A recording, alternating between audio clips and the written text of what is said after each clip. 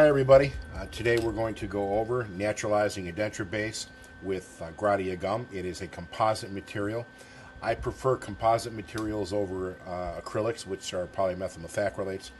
The reason is number one, it's carcinogenic, I believe, and number two, it's much easier to control after the fact, meaning when you're staining with acrylics, you have to stain inside the flask before it's processed. You have much more control when you're putting something onto a finished denture. If you don't like with this material, if you don't like what you've done, you can just wipe it off. If you've given it a final cure, all you have to do is just grind it off right down to the acrylic and start over again. The problem with using acrylic stains, and they're not bad, but the acrylic stains you don't have as much control. If you've ever made a mistake, and people do make mistakes. There's no one on this earth can tell me they haven't made a mistake with acrylic naturalization. It's very hard to fix it. It doesn't look exactly like you intended it to. So unless you're painting the Collis acrylic on the outside of the denture, and again, I am not a big fan of polymethyl methacrylates. You have free monomers that are floating, and there's no telling how long they're going to be leaching out of the denture. So composites are safe, they're easy, the colors hold true, and they're very, very they give a very, very high shine. So we're going to start with Gradia gum system. It's a very, very simple system. The very first thing you're going to use is composite primer. It comes in a small bottle like this, and I know it's a small bottle, but you really don't go through a whole lot once you learn how to use the system. You're not going to go through as much as you think, so you really don't need a big bottle. First thing I'm going to do is put a little bit in this art mix. The art mix is from Renford. I really like the Renford company a lot. They make quality products, and I use a lot of them. So the first thing we're going to do is wet the brush, and we're going to apply the composite primer. We don't have to put it on too thick. More is not necessarily better. And you're going to apply this at the arbor banded stage. When we finish dentures, we have a couple of different stages. We have our burr stage, we have our polishing stage. Well, in between that, you have an arbor banded stage where you arbor band everything just before you're going to pumice it. And that's the point that you want to apply the composite primer on. So it's a little porous, which is what we want, and it's roughened, which is also what we want. Because besides a chemical bond, we're going to get a mechanical bond. So you just kind of work it in a little bit. It's okay if it gets into the sulcus a little bit. We're going to use a burr, the very final thing right after we pumice it. We're going to use a burr to clear those areas out, and the composite primer will come right off of that.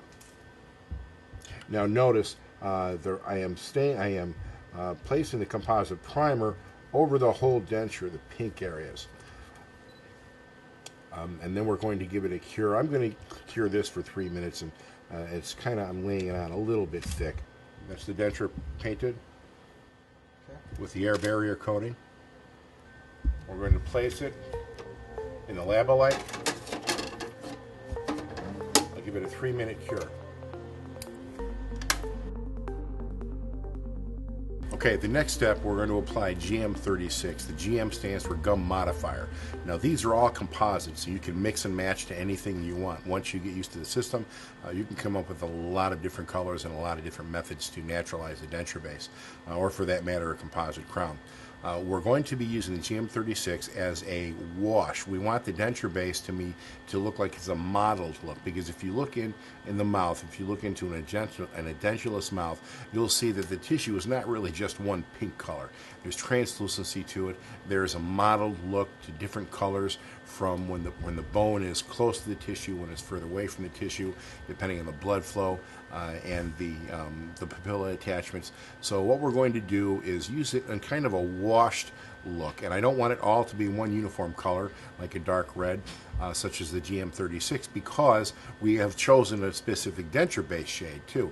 So we're kind of enhancing and giving it a mottled look, different color, blanching effects and so forth. So we're going to do one quadrant at a time now, not the whole denture, one quadrant at a time, and then we'll do the palette. And then the next step after that is the GM35, which is a vanilla color. That is gives it the blanching effect around the necks of the teeth, and we'll do 1 to 2 teeth at a time because you're actually building up root structure and highlighting root structure, so we want to be pretty accurate at that. And it's very simple to do, and it's also fun. Right now I'm taking the denture out. We've given it a 3-minute cure. And you can see that the composite primer is on. Now, the composite primer is exactly that. It's not a composite. You know, when composites cure without air barrier coating, it has a slick surface. You can see the composite primer has a shiny surface to it, but it's a composite primer. It's not a composite. When composites cure without air barrier coating, they're tacky. And that's what we're going to be looking for if you're going to be adding pastes to it. The tackiness will aid you in the placement of the paste, which we will be using today a little bit. It will bond to this material because it's a composite primer, it's a bonder, but it will kind of roll off of it sometimes. It's not tacky because it has a slick surface. So before you put any paste, you just want to make sure that you cover it up with some type of one of the flowables, such as the GM36 that we're about to do. And how I apply the GM36 is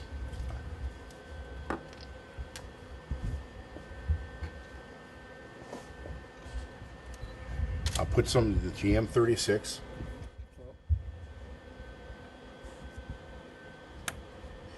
in the art mix. I'm going to take a little bit of composite primer. I'm going to add 3 drops to this because what I want to do is mix it. What I did is I added some composite primer to the GM36 because I don't want it as an intense color. I want it to be washed. So what we're doing is we mix it. You can see it's got a thick kind of mix, but as you start to mix it, you'll see it all of a sudden it'll just kind of slump. You can see how that just kind of runs off like that. That's what we're looking for. Now we're going to use our brush. I'm going to dip our brush in just a little bit of water. These are Ceramicus brushes from Renford. And as far as applying composites, these are the best brushes I have found so far. It's a synthetic brush, so it holds water more readily. And the nice thing about that is if you wet it with water, then you can go ahead and put your composite primer on there or pick up any of your composites. It will come off, for the most part, it will come off the brush completely. It won't gum up your brush. Also, another thing is if you want to apply, which what we're going to do right now, a wider section, when the brush is wet, you can flatten it and it will stay flat. So, you know, it's a great brush. They're not that expensive, and if you take care of them, just clean them when you're done and store them back in the containers they come with. They will last you a long time. So we pick up a little bit after we've placed it, or we've mixed it, and all we're going to do is just wipe it on, kind of a mottled look. Now you can see the denture base showing through on some of the pieces. On some of the places. We can go up in between the embrasures, and you might want to do it a little thick down, lay a line down here like this.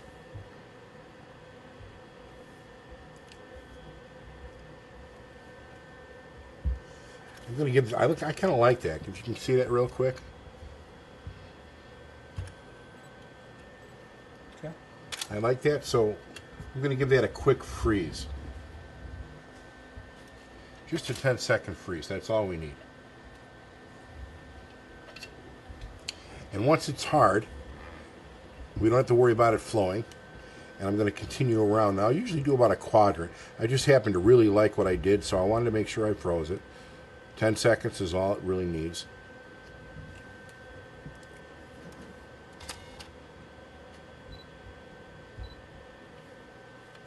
And again, if you make a mistake with this, you know, it's not to worry, because all we have to do is either wipe it off if at this stage, or you can grind it off if you've taken all the way to the curing stage.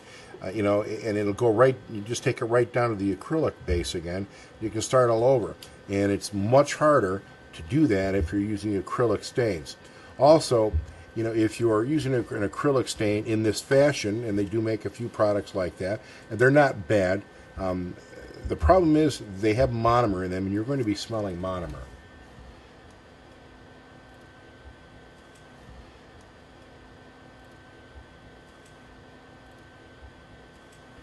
So when you're using a methyl methacrylate, you know, you have to be in a well-ventilated area. Otherwise, you are going to smell the monomer, and you'll get a headache, or maybe get stoned. And then when you come down, you're going to come down real hard. Believe me, I know. I've been there and done it. Okay, so I have done the whole buckle surface,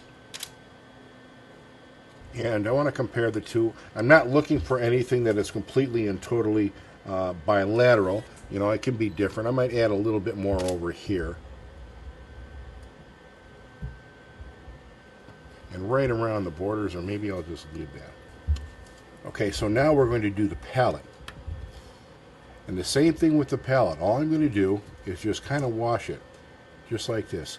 Now, what I'm going to do with the palette is just keep the darker up here. I think I need to mix a little bit more.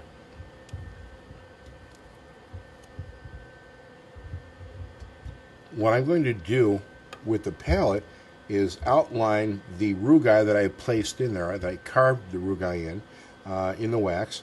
So I'm going to highlight the rugai once I'm done with the GM36, the dark red. I'm going to highlight that with GM35, so it's going to look just like papilla in the mouth. Now there's a good shot of the model look. You can see the denture base through there, the dark red. So I kind of like that. So what I'm going to do is I'm going to give it a quick freeze. I'm going to add a little bit more up here because I want to make sure the vanilla color is highlighted. So I'm going to give that a cure real quick. You know, if a denture patient feels confident that no one knows they're wearing a denture and it feels natural, they have the confidence to smile really big. And that's what our whole job is about, is making people smile and making them function. So that's the GM36. And I might add a little bit more 36 over here onto the side because a little bit of the material is going to pumice away. And that's okay because usually it pumices away at the high points.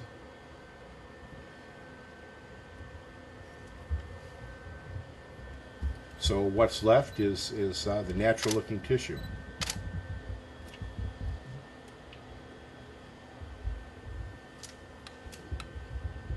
Okay. So I'm going to take a little bit of the GM24. I'm going to squish out, this is the paste, I'm going to squish out a little bit. I'm going to place it right here on top of the art mix tray. And Renford also makes some really nice composite instruments, and you can see that it's very flexible, yet it's stiff enough to place composite where we want. So I'm going to take just a little bit of composite. I'm going to place it right where my custard is. Now you can see I just placed it there and it's stuck right to it. If we just stick it right on top of the composite primer before we wash it with some type of a gum modifier, it'd probably slide off. Although if you did get it to stick, it will stick. It won't go anywhere. But it's just much easier because now I can pack this anywhere I want. And I'm using some dark colors. Some people might not like the dark colors, but I like a lot of contrast. You know, as long as I'm going out of my way to naturalize the denture base, I want to make sure people can see it. I want to make sure that the patient can see it. So I'm putting just a little bit right here to highlight the root structure a little bit. Make it just a little bit bigger, taper it down to the border. Then I'm going to use my brush again.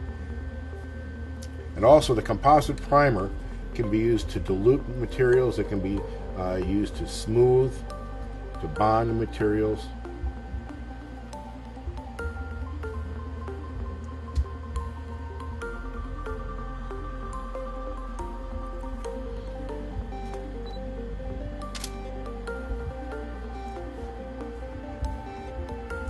So what I'm going to do is freeze that. Now that was the that was the G, which is gum, stands for paste, gum 24.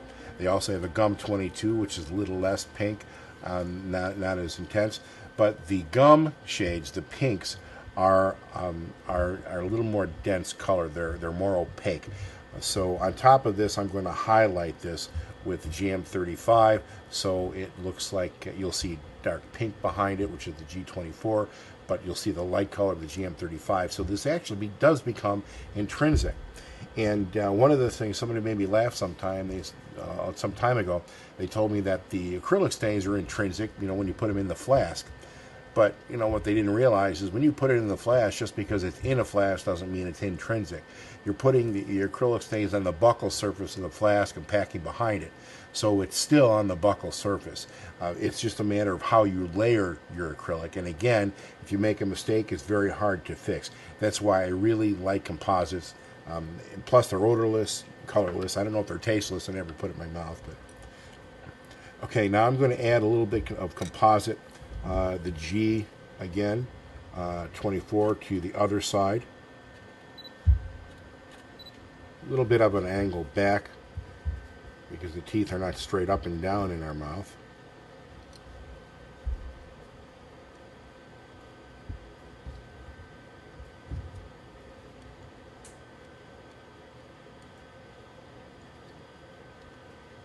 Kind of taper to a point down here. See if I like that. That looks good. I think I'll take my brush, I'll wet it, and I'll smooth it off a little bit. Now you can also use a stiffer brush to do this, but at this point, right now I don't have one here, so I'm just kind of teasing it a little bit to get it to smooth, and you can see how that works very well.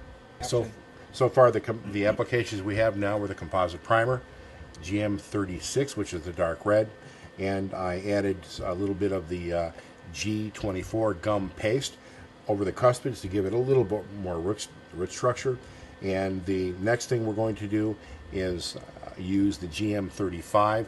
That's the vanilla color, and that is going to mimic the blanched tissue around the collars of the teeth, the necks of the teeth, rich structure, and papilla. And that's also very, very simple to use. Although with the GM35, we're actually going to build up root structure, so we are not going to dilute the GM35. I'm going to wet my brush, a little bit of water, put some composite primer on there, and I'm going to start by picking up a little bit of the GM35, and you'll get used to using it. It's kind of stringy. Now, one of the things about anatomy in the mouth, the first molar has 2 roots to the buccal surface, and I've always wondered why people just put one lump like that. Why don't we just go ahead and put the 2 roots to the buccal surface, like this.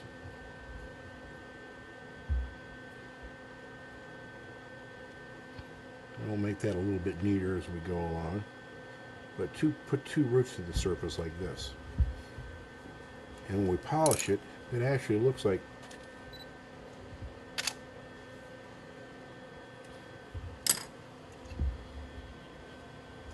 the roots of a first molar now.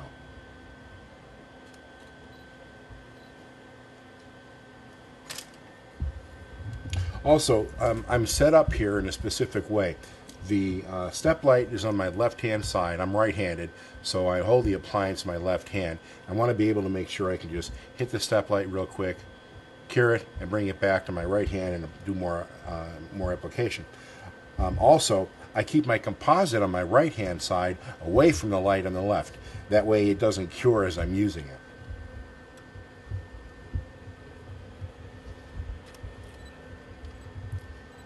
Okay, so we're putting the lighter color around the second bicuspid now, where we're just elongating it, a little bit of root structure to it, making it a little bit thicker up here, drawing down the root structure just like this. And here we go with the first bicuspid, same thing, Now what we can do is make a longer root structure if we wanted to come. We can come all the way down. Just kind of tease the material, come all the way down like that. Some of this will polish away. And again, what's left is going to be exactly what we're looking for. Here's the lateral.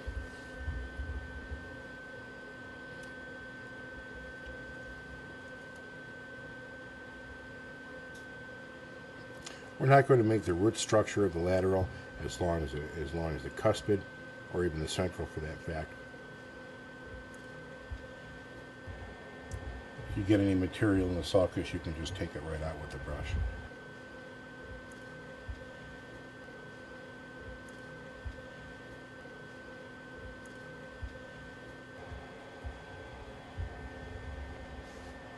Do is highlight each side of the papilla with just a little more GM36.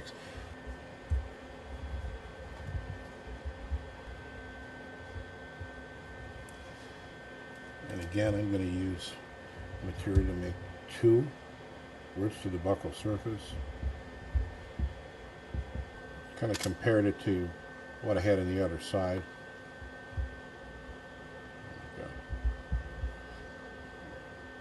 I want it to be similar. It doesn't have to be exact, but I kind of like it to be similar to what I had on the other side.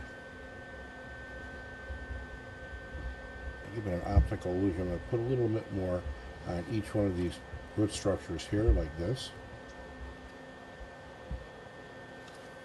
So put a little bit of dark red right in between there. So it highlights the two buccal surface roots. Just like that. So now they show up a little bit more. Buccal surface.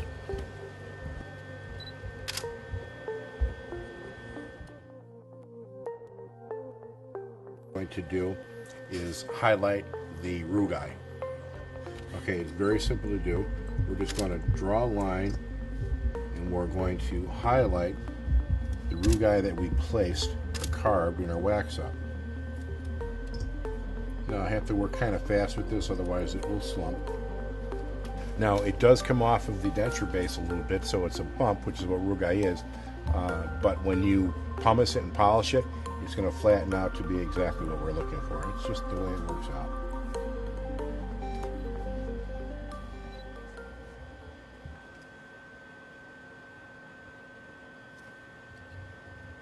And I'm just freezing each line. It doesn't take long. Try to make them look as natural as we can. Just to kind of fill that in. I think we're going to leave the rugae just like this now. When we cure this for a final cure and then pumice and polish it, it's going to smooth it down. It's going to blend it right in. So I'm pretty happy with the way this denture looks right now. Now the last thing that I'm going to do, I'm going to use a little bit of intensive color, number 8, blue. That's IC blue. And with a little bit of composite primer, I'm going to dilute the blue with a little bit of composite primer, say 3 drops. We'll mix this up. And I'm going to put this right around the border. What this is going to do is mimic the stretched part of the gum, which is engorged with blood.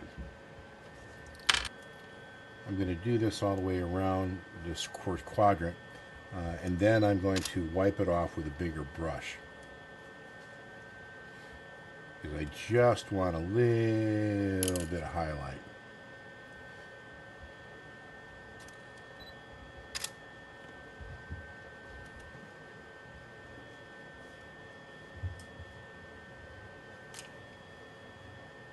Kind of smashing it to mix it.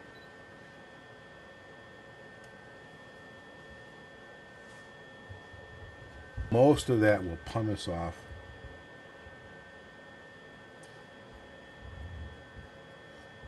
Which is what I want.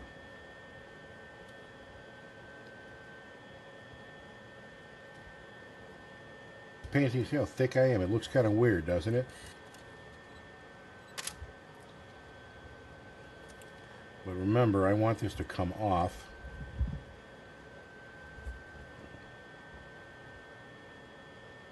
and just leave just a hint. Uh-oh. Now notice I haven't cured this yet, because I want to make sure I'm completely happy with how much I have taken off. I don't want that blue color on there, I just want a translucency. Let me give this a quick freeze. I think I'm pretty much done naturalizing this. I call it naturalized because, you know, we're trying to mimic nature. Characterize is an old word. I believe it's a cheap word. So with that said, we're going to cover this denture with air barrier coating right now. And you need air barrier coating for one big reason. If we do not use air barrier coating when we give the final cure to a composite, and usually it's any composite, not just GC's material, but any composite, if you cure without air barrier coating, what happens is the oxygen gets to the composite, and when it cures, it will not be a complete cure. It will be porous.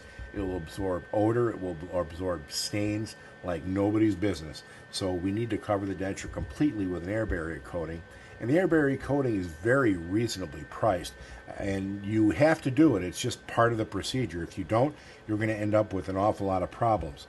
So what I'm going to do with the air barrier coating is I'm going to use a clean brush, which I think this is a clean brush. I'm going to apply the air barrier coating onto the denture just like this, probably onto one quadrant like this. I'm just going to tease it over the whole denture. I know it looks like a mess, but it does wash right off. It does not cure onto the denture. You know, if you run out of air barrier coating, there are things you can do. You can use Vaseline. You can probably use oil. Although I don't recommend any of those. You know, air barrier coating is manufactured to work with the product, so that's just in case you run out, you have options. Step is just the 3-minute cure. That's all it takes for a final cure. I'm going to put this in the Labolite, which is right up here. I'm going to close the door, and we're going to cure it for 3 minutes, which is what the directions say. And we'll be back in about 3 minutes. We'll wash off the air barrier coating. We'll take a look at it and see if there are any changes we want. Now, at this point, if we want to add anything, we have to sandblast the area again because it is final cured. Once it's final cured, we have to sandblast, abrade the area, or roughen it up with a burr, reapply composite primer, and then re-cure it. But it looks like we're going to be okay with this, so we'll wash it off, check it out, and the next step is to pumice and polish it. I wanted to tell you about something that we're going to do the final stage. Instead of high shine, we're going to put a glaze on it. And yes, I said the word glaze. For the last 3 years, I've been telling people and talking all over the country, all over the world about applying glaze to partials and to dentures. I've tried them, I've been there, I've done that, and I despise glazes. The reason is 6 months later when these patients come back, these glazes attract tar, nicotine, any kind of stain, coffee, tea, and they come back and these patients, their dentures are covered with this, and it sticks to the glaze. So I swore I would never try another glaze, although on the other side of the coin, I'm always looking for new products. So I found a glaze, and it's actually manufactured by GC, and we'll talk about it as I'm using it. But I tried this glaze. I always try new products. I tried this glaze, and I couldn't believe it. It actually worked. It did what it said, and it only has a 3-minute cure. The other glazes I've tried were liquid acrylics. When you're using it, if you don't use it fast enough, all of a sudden it becomes stringy, and it has bubbles in it, and it has monomer in it. So again, you're going to be leaching monomer out of that denture into the patient's mouth. I'm not so sure how safe that is. There is another glaze that's an aerosol that is an actual acrylic, and the aerosol has monomer in it, and you have to use it under a fume cover. And again, I don't like monomer.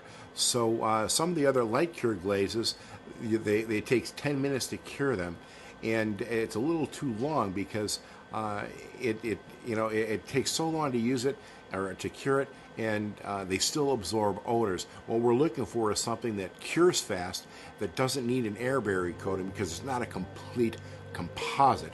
So we're looking for something that's ideal, and I think I have found it. I've had some cases in the mouth now for over 6 months. The patients have come back, and there has been no tar, no nicotine, no coffee, no tea stains.